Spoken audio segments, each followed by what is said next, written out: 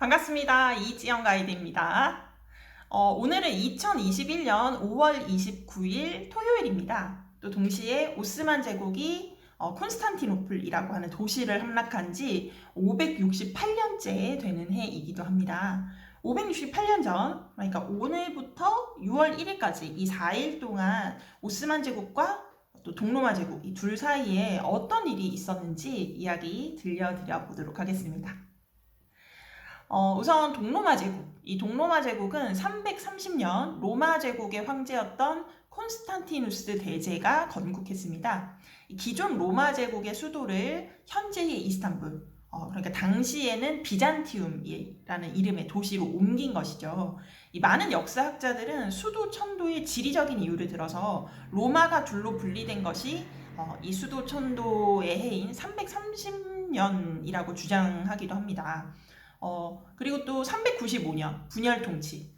당시 테오도시우스 황제 때만 해도 동서 로마를 다 같이 통치를 했었는데 그의 두 아들이었던 아르카디우스 그리고 호노리우스에게 제국을 나누어서 물려준 때를 통치상의 분리라고 주장하는 역사학자들도 있습니다. 하지만 기존 로마 제국과 성격이 좀 판이해진 것은 7세기로 보는데요. 이 동로마 제국이 공식 언어를 라틴어에서 그리스어로 변경하고부터로 봅니다. 십자군이 약탈을 강행했던 13세기 초의 상황을 한번 볼까요? 이 동로마 제국 동쪽에 있었던 셀주크 투르크, 이 셀주크 투르크가 와해되면서 그보다 더 동쪽에 있었던 몽골의 통치력이 점차 강화됩니다. 그런데 이 몽골 치하에 점령되지 않았던 아나톨리아, 이 현재의 터키, 아시아 내륙 지역이라고 보시면 되는데 이곳에 독립된 투르크멘 공국들이 등장을 하게 됩니다. 이 오스만이라는 사람은 그 공국들 가운데 하나를 다스렸던 사람이에요. 이 이후에 오스만 세력은 지금의 터키 이스탄불 보스포러스 해협과 마르마라 해협 쪽으로 이주를 하게 되고 동로마 제국의 수도였던 콘스탄티노플을 위협하기 시작합니다. 1338년에는요 위스크다르라는 지역을 이 오스만 제국이 점령을 하게 되면서 콘스탄티노플과는 정말 바다 하나를 사이에 두고 이 동로마 제국을 위협하게 되기도 해요. 그리고 1342년에는 이 오스만 공국의 통치자였던 오르한, 이 오르한이 부르사라는 도시를 점령하게 되면서 이때부터 공국에서 국가로 성장을 하게 됩니다. 행정, 재정, 군대 이런 것들을 정비를 하게 되면서 국가 체제의 기초를 다지기 시작하게 된 거죠. 그리고 현재 올리브와 무화과 생산지로 굉장히 유명한 곳이죠. 터키의 아이든 지역에도 공국이 하나 있었는데 이 공국을 고립시켜버려요.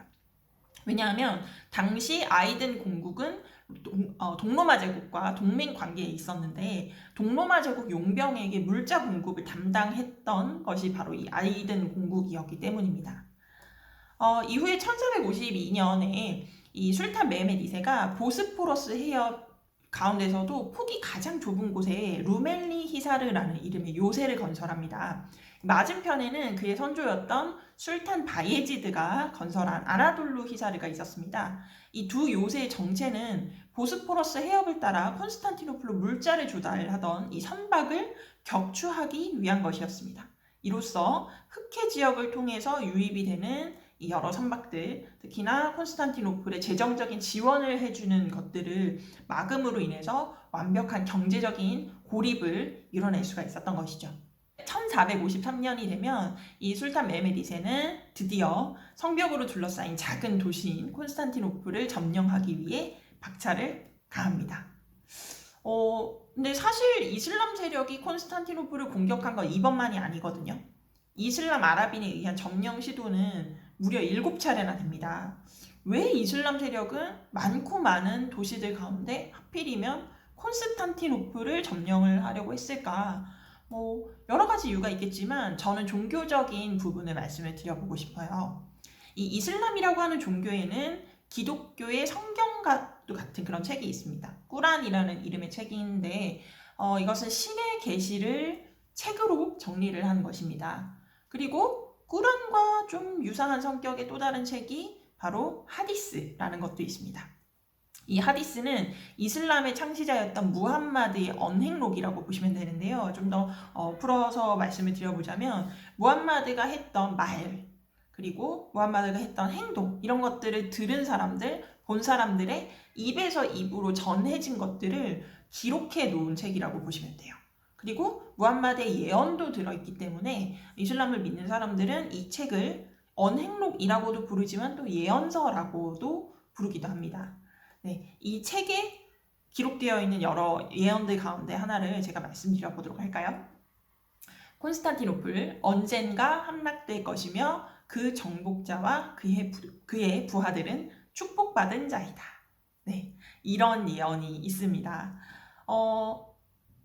622년에 이 이슬람이라고 하는 종교가 창시가 됐는데 이 신생 종교에게도 굉장히 큰 관심을 끌었을 정도로 이 당시에 동로마 제국은 굉장히 강대한 국가였고, 그리고 수도인 콘스탄티노플도 난공불락의 요새였습니다. 당시 동로마 제국의 황제가 헤라클리우스였는데 이 황제는 사선조 페르시아를 현재 아나톨리아 반도에서 격파하기도 했고요. 그리고 군사 행정 조직을 개편해서 향후 800년 동안 이 국가가 존속할 수 있는 기반을 만들어내기도 합니다. 하지만 동로마 제국은 끊임없는 이민족들의 침입과 또 내부 문제로 인해서 서서히 침몰해 갑니다. 결국 20km 성벽에 둘러싸인 하나의 도시와 그리고 갈라타 지구 정도만 그들의 영토로 남은 이 동로마 제국. 결국 오스만 제국의 총 공세에 1453년 5월 29일 역사의 뒤안길로 사라집니다. 함락 이후에 술탄 메메드 2세는 이전의 관행대로 그의 군대에게 3일 동안 이 도시에 대한 약탈을 허용하게 됩니다. 그리고 3일째 되던 날 이 술탄은 정복자, 터키어로는 파티흐라는 이 칭호를 받게 되고 동방 정교의 총본산이었던 아야소피아에서 이 콘스탄티노플 함락에 대한 감사 기도를 신께 올리게 되죠. 6월 1일 오스만 제국은 이미 멸망한 동로마 제국의 마지막 영토였던 갈라타 지구를 끝으로 동로마 제국에 대한 정복을 마무리하게 됩니다. 자, 이렇게 긴박했던 4일간의 전쟁 기록 여러분들께 전해드려 보았는데요. 이런 이야기들이 담겨있는 장소들이 이스탄불에 그대로 남아 있습니다.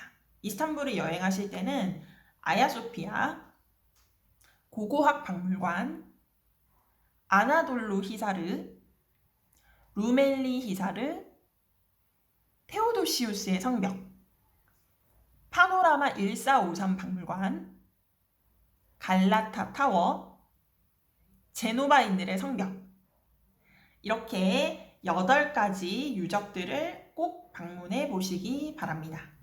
1500년 역사가 살아 숨쉬는 이스탄불의 숨결을 느끼실 수 있으실 겁니다.